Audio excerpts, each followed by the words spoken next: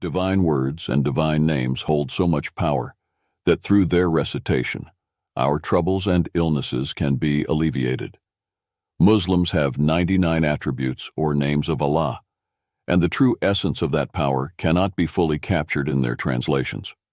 The power in Al-Qawi, the strong, or Ar-Rahim, the merciful, is not just in their literal meanings. Try an experiment. In the Quran, Prophet Moses, Musa, made various supplications in different situations. In similar circumstances, recite those supplications with confidence in the same words as in the Quran, then witness the power of those words. A curse, which is a collection of words, can set a person's body on fire, or it's the scream that erupts from the mouth of a distressed person, unsettling the entire environment.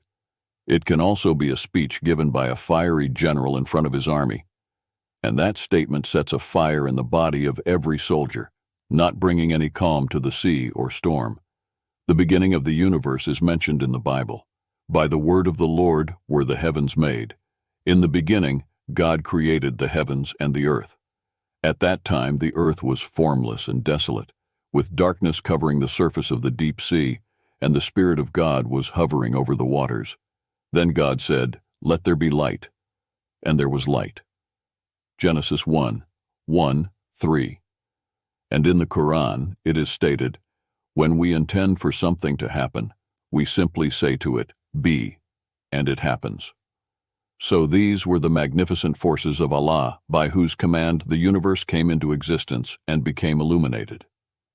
Dua, supplication. When we raise our hands in prayer after facing a calamity, and our emotions are filled with sorrow and distress, the power of our inner emotions creates powerful waves in the cosmic world. When these waves collide with the corresponding benevolent forces, they either run towards our aid or send waves of thoughts towards someone else for our help. Alternatively, these waves of thoughts direct our brain towards ideas that bring relief to our adversity. It is essential to understand that some diseases and calamities are the consequences of our negative actions. The way to salvation is to first abandon sin. Only then can we invoke the hidden powers. Sin is rebellion against Allah, and a rebel should not expect help. The first step should be repentance, and hope for assistance should not be pinned on a rebel. Prayers is a great outpouring of force in higher plane, a great mental and emotional effort. And in a world which is governed by law, there can be no effort made which does not produce some kind of results, because action and reaction are inextricably woven together. Invisible Helper, page 4. R.W. Trine says, "Every thought is a force that goes out and come back laden with its kind, in tune with the infinite," p. 81. The Quran mentions, "Who is there that can respond to the distressed when they call upon him except for us?" This saying is attributed to a wise person. By yielding to nature, we conquer it. The impact of thoughts on the body. Thoughts are those waves that emerge from the brain. These waves have an effect on the human body and life. Mr. R.W. Trine writes that a woman became so angry about something that poison entered her milk, and the child died after drinking that milk. He writes, "The mind is the natural protector of the body.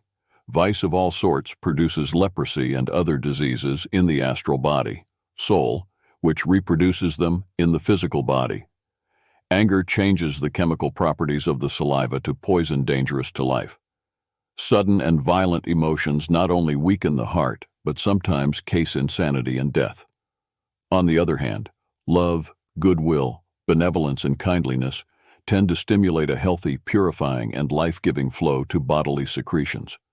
And these forces, set into abounding activity, will counteract the disease-giving of the vices." In tune with the infinite, Hazrat Masih, Jesus Christ, was fully aware of the consequences of good and evil. He knew that illness is the result of sin. Therefore, when a sick person came to him, the first question would be, "Do you believe?" And the remedy he prescribed was this: "Go and sin no more. My words are life to them that find them and health to all their flesh." A philosopher says, suffering is designed to continue only so long as sin continues. In justice, for them there will be security, and they are rightly guided. In the Gita, it is written, "One who, after bringing the senses and intelligence under control, renounces all material desires, is said to have mounted to the summit of knowledge. Gita 28/5. Mahatma Buddha advises, good health is the name of virtue. When the fires of greed, hatred, and deception are extinguished, complete peace and tranquility are attained. Buddhism, the fountains of good and evil. In cosmic world, there are two great powers. One is the power of goodness, that is, divine power, and the other is the power of evil, that is, satanic forces. These powers reach us through cosmic vibrations. The waves sent by demons, evil desires, thoughts, and destructive suggestions take their form. Meanwhile, waves sent by divine powers transform into truth, mercy, humanity, good deeds, and good suggestions. This theory is mentioned in the Quran. Those who submit to Allah as their Lord then become steadfast on Him. Angels approach them and say, "Fear not, nor grieve, and rejoice in the paradise which you were promised. We are your allies in this life and in the hereafter, and you will have therein whatever your souls desire, and you will have whatever you ask for."